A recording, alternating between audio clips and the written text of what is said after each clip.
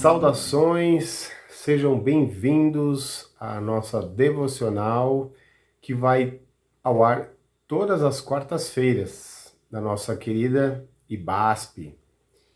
E hoje nós vamos falar sobre as cartas pastorais. Timóteo e Tito, com certeza, eles tinham um lugar especial no coração e no ministério do apóstolo Paulo. Essas cartas, primeira e segunda Timóteo e Tito, elas contêm ensinamentos valiosos para a igreja. E nós podemos aprender um pouco delas hoje. Paulo ele escreve essas cartas com uma preocupação. A preocupação do que aconteceria com o evangelho quando ele partisse. Então, ele exorta, ele instrui Timóteo e Tito a ensinar essas coisas, guardando a verdade e passando adiante. Então, e ele também instrui os dois a selecionar presbíteros, bispos, para que eles também passe adiante, que ele ensinem outros também.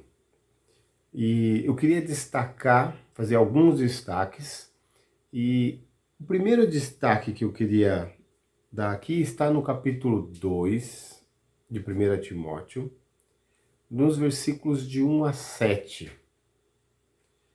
Porque nesses primeiros versículos, Paulo deixa claro que só existe um Deus, só existe um Salvador, só existe um mediador.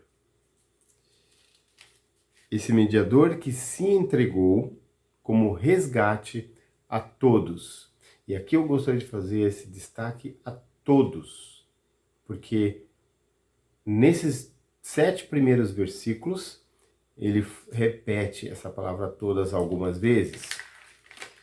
E nós vamos lá, no primeiro versículo do capítulo 2, diz assim: antes de tudo, aí continua, recomendo que façam súplicas, orações, intercessões e ação de graças por todos os homens.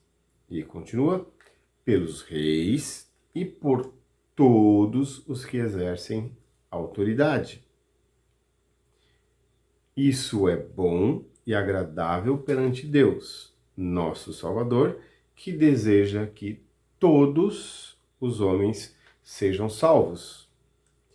Pois há um só Deus e um só mediador entre Deus e os homens, o homem Cristo Jesus, o qual se entregou a si mesmo como resgate por todos. E depois, no versículo 7, para isso fui designado pregador e apóstolo mestre da verdadeira fé aos gentios. Aqui ele não usou a palavra todas, mas quando ele diz aos gentios, isto é, todos os outros povos. E aqui a gente faz algum comentário, quando ele diz orar por todos, não é só orar só por todos aqueles mais próximos, né, mais os amigos, mas orar pelas autoridades. Sabemos que muitas vezes nós nos irritamos, ficamos chateados com algumas posturas de alguns dos nossos governantes. Mas Paulo deixa claro que nós devemos orar pelas nossas autoridades. A igreja ela deve ter um interesse por todas as pessoas, não por algumas pessoas, ou não por uma tribo, ou por um povo, ou por pessoas com estilo, somente um tipo de estilo, né? Mas por todas as pessoas. Temos que deixar claro que só existe um Salvador e um só mediador. Jesus disse, eu sou o caminho, a verdade e a vida. Ele é o caminho, a verdade e a vida. Você pode falar, nós somos uma igreja local, nós somos pequenos, como é que eu vou alcançar o mundo inteiro? Nós realmente somos uma comunidade local, nós somos uma comunidade pequena, e realmente nós não vamos alcançar o planeta. Mas nós temos que ter a mentalidade, nós temos que ter a perspectiva de alcançar todos aqueles que estão ao nosso alcance, sem distinção de pessoas, e aqueles que chegam até nós também, receber essas pessoas. Nós, como diz o nosso acróstico, acolhedora.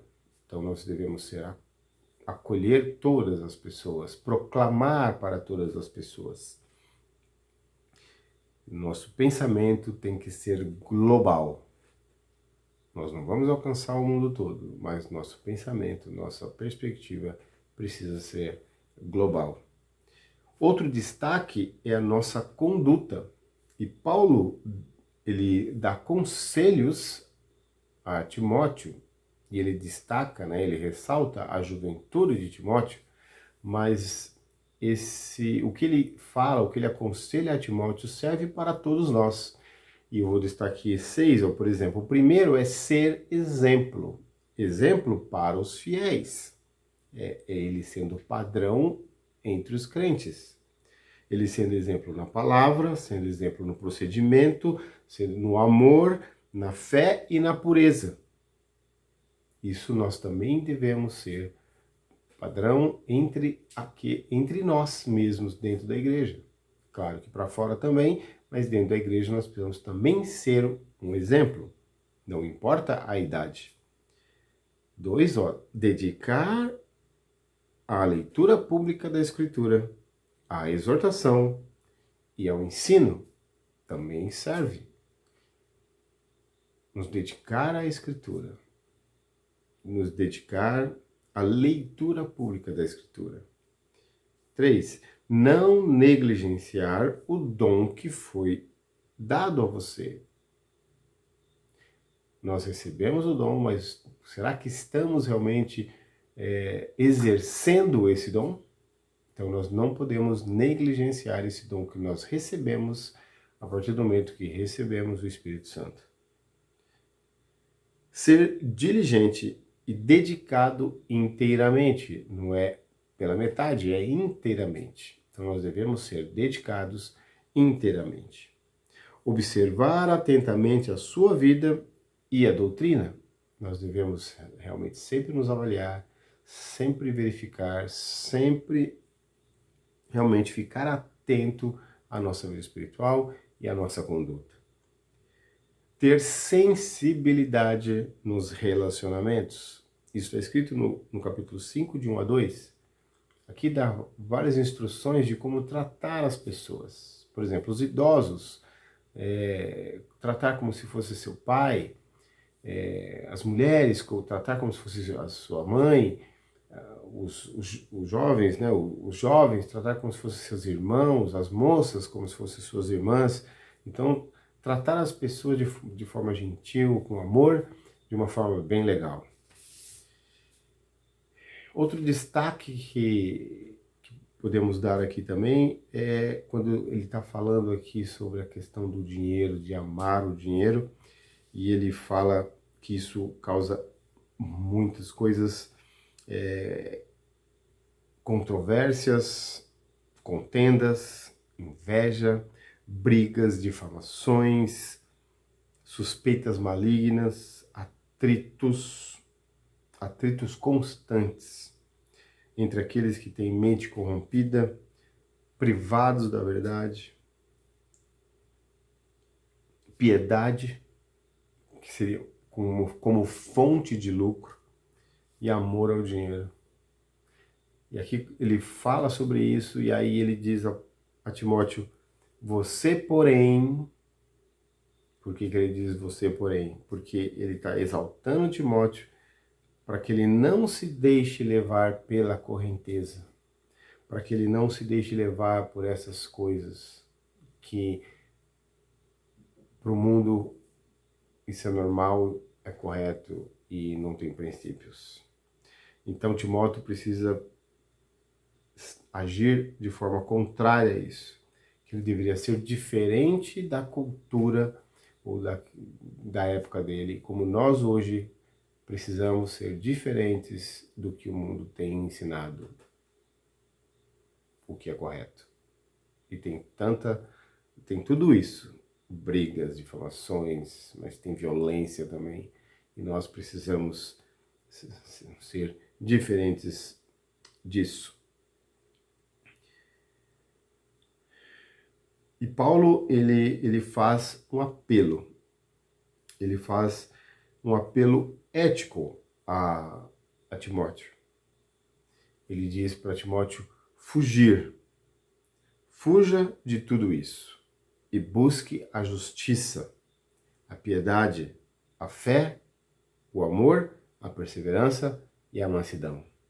Depois ele faz um outro apelo, só que doutrinário. Combata o bom combate da fé.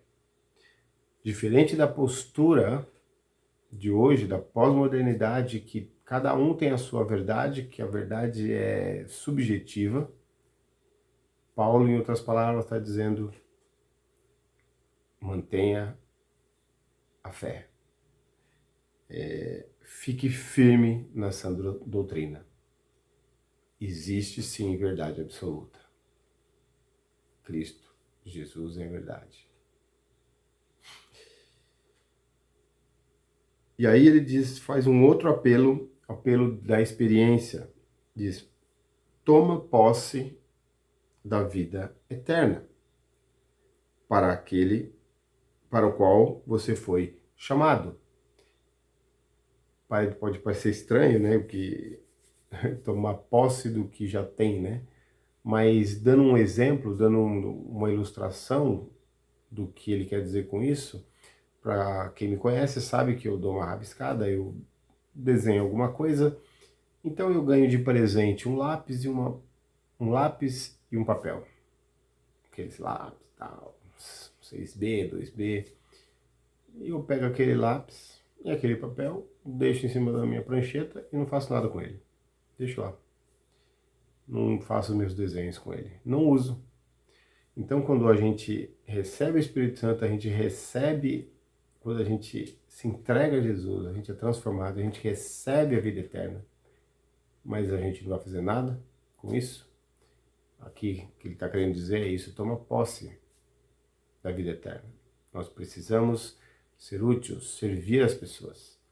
Nós deveremos realmente desfrutar plenamente dessa vida eterna.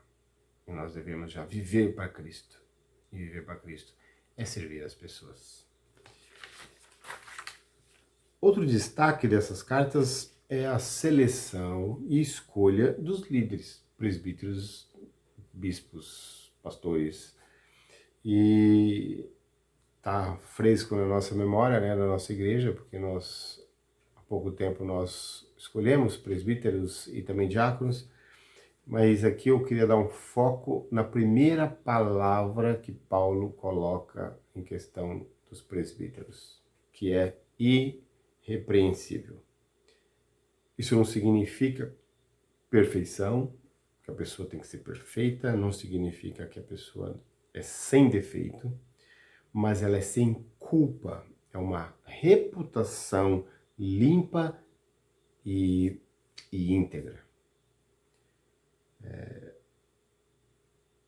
Nós, como igreja, todas as vezes que nós formos escolher esses líderes, nós precisamos levar em conta isso, que esses líderes precisam ser irrepreensíveis, que eles vão ter erros, que eles vão ter pecados, que eles vão errar, que eles vão realmente cometer erros, mas a vida deles precisa ser íntegra. A vida precisa ser íntegra.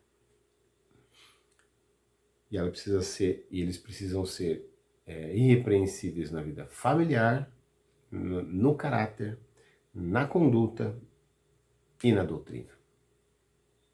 Isso que nós precisamos observar.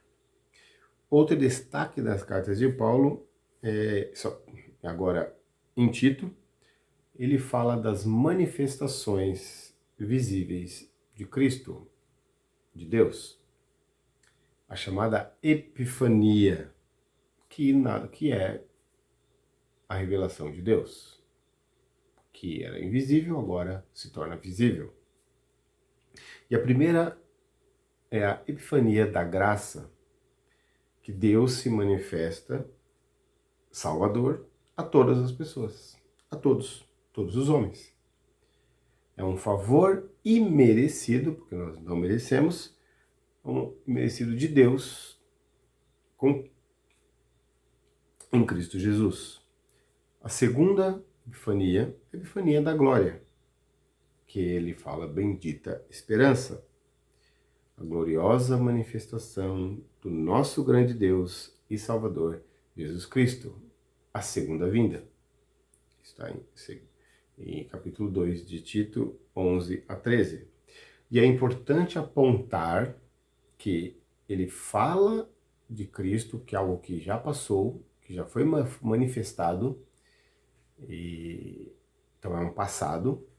Ele fala do futuro, de uma espera ou de uma esperança na volta de Jesus, né, na Epifania da Glória, mas ele não deixa de dizer que nós precisamos viver de maneira sensata, justa e piedosa no presente. Não é para ficar esperando, estou de boa, agora recebi Jesus, ou reconheço que Jesus é meu Salvador, e ele vai voltar, então agora eu fico aqui sentado esperando. Não, nós precisamos viver de modo sensata, justa e piedosa no presente. Nós precisamos fazer alguma coisa, nós precisamos servir a esse Deus, servir a esse Cristo. E por fim, lembremos que Paulo, ele é humano, mas não podemos deixar de esquecer que tudo isso que está escrito, ele foi inspirado por Deus. Mas mesmo sendo inspirado por Deus, Deus respeita a nossa humanidade, respeita o nosso caráter, respeita as nossas limitações. Paulo, ele também tinha sentimentos, ele queria receber Timóteo. Ele escreve: procure vir logo ao meu encontro, pois Demas, amando este mundo, abandonou-me e foi para Tessalônica. Isso está em 2 Timóteo 4,9. Depois ele pede para Timóteo levar a sua capa e seus livros. Ele sentia frio também. Provavelmente ou ia vir o inverno e estava preocupado com isso. Também queria ler. Ele também sentia frio, como nós sentimos frio. Lia. Ele tinha saudade, ele também se sentia só. E Paulo fez tantas coisas. E você pode perguntar assim, Paulo sabia do seu chamado. Paulo sabia que Jesus apareceu para ele e Jesus deu disse o que ele precisava ser feito. Então para ele estava claro. E talvez você diga assim, eu não sei se eu fui chamado ou para que eu fui chamado. Eu vou ler um texto aqui para você. Dizer para você, você foi chamado. Em 2 Coríntios 5,17, diz o seguinte: portanto, se alguém está em Cristo, você está em Cristo, é nova criação. As coisas antigas já passaram, eis que surgiram coisas novas. Acho que você conhece esse versículo. Mas tem continuidade esse capítulo. Tudo isso provém de Deus, que nos reconciliou consigo mesmo por meio de Cristo e nos deu o ministério da reconciliação. Então, ele nos deu o ministério da reconciliação. Ou seja, que Deus em Cristo está reconciliando consigo o mundo, não levando em conta os pecados dos homens, e nos confiou a mensagem da reconciliação. Portanto, nós somos embaixadores de Cristo.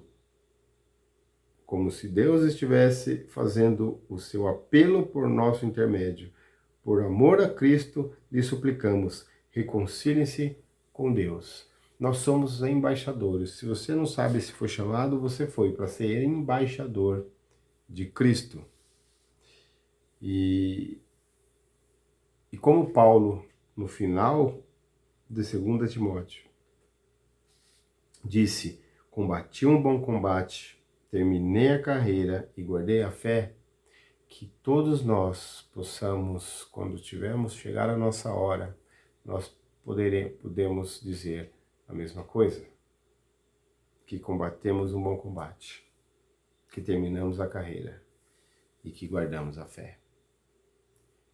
Que realmente Deus possa te abençoar, possa realmente te proteger, te ajudar a manter nos caminhos do Senhor. Por hoje é só, e que fique com Deus e que você mantenha a fé em Cristo Jesus.